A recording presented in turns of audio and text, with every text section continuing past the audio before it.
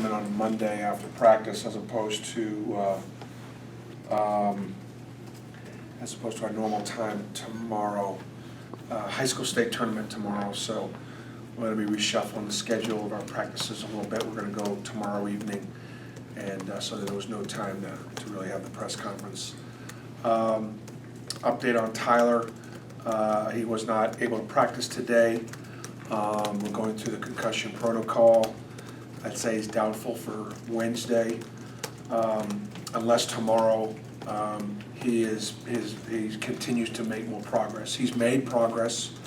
It certainly could be, based on the hit that he took, it could be worse. But you just don't know how quickly he's going to be able to pass all the protocols. The dizziness, the headaches, the balance, memory retention, all the different baseline tests that they do. So it's unfortunate, getting TJ Dunnins back. Obviously, you could see he's pretty rusty since hadn't played since Christmas, but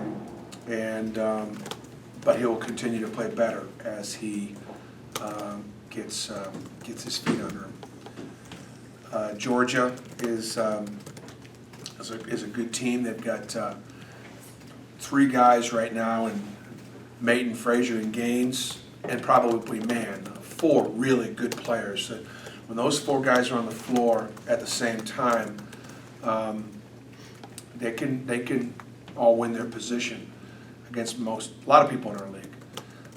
And then they've got good balance. They've got good depth. So we've got, it's an interesting game plan. We've got a game plan without Tyler.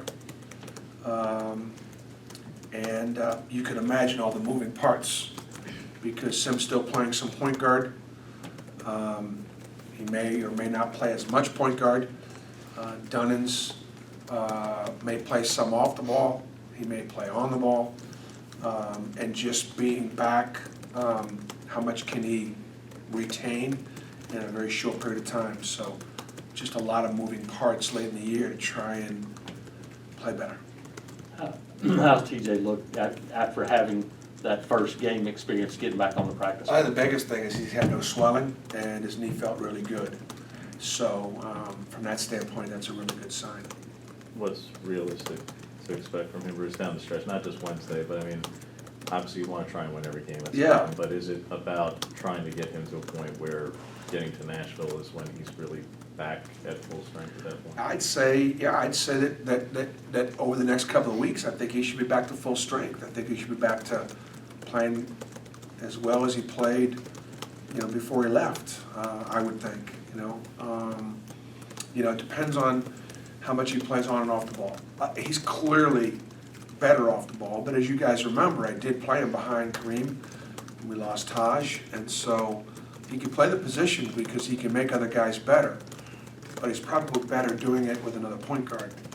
So even like Kareem. Kareem was really good scoring and can make plays, but he was probably better doing it with Taj, running the offense and running the team. So with Tyler out, do you see Sim and Horace on the inside then, and going with TJ at top, or if you go with Sim out back, Jordan maybe at the 4? Yes, exactly. That's exactly what we'll do.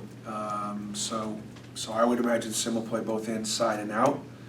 And without Tyler, it'll mean, Horace has got to try to be on the floor longer. I think Horace Spencer's playing better. We're excited about how he's practicing and just his presence on the floor. A stronger offensive presence, a much stronger presence blocking shots and rebounding and utilizing his athleticism. I think he's been pretty good the last 3 or 4 games. Maybe not every one of them, but his confidence is picking up as a freshman would, finally having played throughout the season. When you played him last time, Bruce, that was the first game without Kareem. Obviously, you played without him now a little bit longer, but now you're dealing with another injury. But strategically speaking, that was a heavy reliance on the 3, and you guys shot about as poorly as you did all season from there. Right.